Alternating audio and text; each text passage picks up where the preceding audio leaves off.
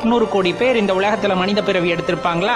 அந்த மனித பிறவி எடுத்த 800 கோடி பேத்துல எத்தனை பேத்துக்கு இறைவனின் மீது நாட்டம் இருந்தது? அப்படியே இறைவனின் மீது நாட்டம் இருந்தால் எத்தனை பேருக்கு சிவத்தின் மீது நாட்டம் இருந்தது? அந்த சிவத்தின் மீது நாட்டம் வருவது என்பது அவ்வளவு சாதாரண விஷயம் அல்ல. நீங்கள் உங்களை உணர்ந்து கொள்ள வேண்டும் என்று முற்பிறவிகளில் செய்த முயற்சியின் காரணமாகவே இந்த ஜென்மத்தில் நீங்கள் சிவத்தை பற்றி கொண்டிருக்கிறீர்கள். அப்ப சிவத்தை உணர வேண்டும் என்ற எண்ணம் உங்களை எப்படி மாற்றுகிறது என்றால், உலகத்தில் இருப்பவை யாவும் நிலையற்றவை என்பதை உங்களுக்கு உணர வைக்கிறது. அதன் மூலமாக உண்மை பொருளை தேட வைக்கின்றது.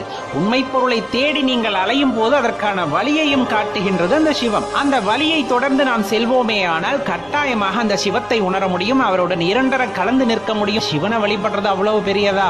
ஆம், சிவத்தை வழிபடுவது மிகவும் உயர்ந்தது. அவருடன் இரண்டர கலந்திருக்க வேண்டும் என்ற நினைவு யாருக்கு இருக்கிறதோ அவர்களால் மட்டும்தான் சிவத்தை வழிபட முடிகிறது. மாறி மாறி வருகின்ற பிறப்பு இறப்பை பற்றி தெரியாமல் அதனுடைய உழன்று கொண்டு இருப்பவர்களுக்கு எக்காலத்திலும் உண்மை தெரியாமல் தான் போகும். அப்ப இந்த பிறப்பு இறப்பிலிருந்து விடுபட வேண்டும் என்ற எண்ணம் நமக்குள் வருகிறது என்றால் அதுவும் அவராலே ஏற்படுத்தப்பட்டது. கிட்டத்தட்ட நம்மெல்லாம் ஒரு விறகு கிட்ட எரிஞ்சுக்கிட்டு இருக்கு அப்படிங்கும் போது அந்த விறகு கிட்ட படார்னு வெடிக்கும் போது சின்ன சின்ன நெருப்பு துகள் எல்லாம் பறந்து வரும், பார்த்திருக்கீங்களா? அந்த மாதிரிதான் நம்முள்ளே இருக்கின்ற இறை சக்தியை உணர்ந்து அவருடன் இரண்டர கலந்து நிற்க வேண்டும் என்பது நமது குறிக்கோளாக இருக்கும் பட்சத்தில் கண்டிப்பாக அது நிறைவேறும்.